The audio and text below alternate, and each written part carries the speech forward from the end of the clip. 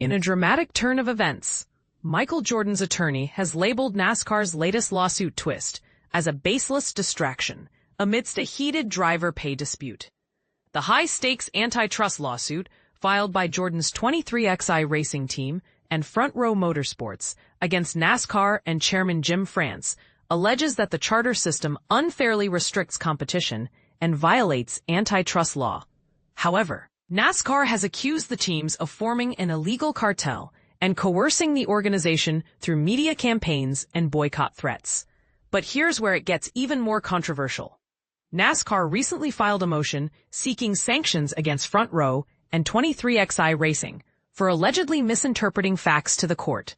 In response, their attorney, sports lawyer Jeffrey Kessler, dismissed the move as a baseless distraction. The legal battle has been ongoing since October 2024, when the teams declined to sign NASCAR's new charter agreements and filed a federal antitrust lawsuit in the Western District of North Carolina. At the heart of the case lies a broad issue of financial fairness. NASCAR has demanded up to 11 years of teams' financial records, including sponsorship deals, driver salaries, and revenue streams, to assess the viability of the charter system.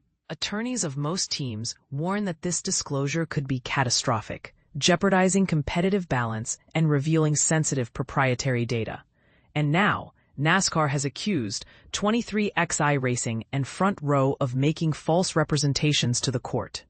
In retaliation, attorney Jeffrey Kessler dismissed the filings by saying, "This is yet another baseless distraction intended to try to divert the court's attention from the overwhelming evidence that demonstrates that Jim France and NASCAR have been operating an unlawful monopoly that has hurt not just my clients, but also stock car racing."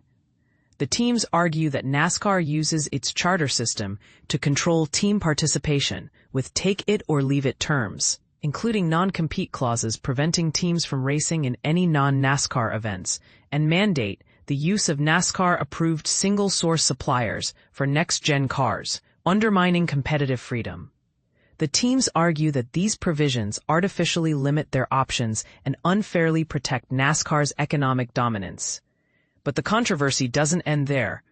Jimmy Johnson's Legacy Motor Club is also caught in a crossfire with the team Rick Ware Racing. LMC is suing Rick Ware Racing over what it claims was a contract to sell a charter in 2026.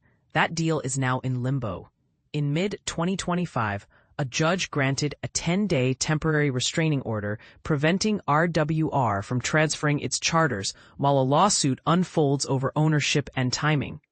This injunction gives LMC a temporary hold, but not certainty for their third car aspirations. Amid this uncertainty, rumors are circulating about a possible merger or acquisition between LMC and Haas factory team. The speculative reports suggest that LMC could acquire Haas's number 41 charter, and they are an existing race shop, adding valuable infrastructure to power a third car. Some industry observers see this as LMC's plan B. If they're unable to secure the RWR charter. Legacy Motor Club will now have to post a $5 million bond by Friday, August 8th. After the 10-day restraint, the court may consider Legacy's request for a preliminary injunction and a trial set for that in January 2026.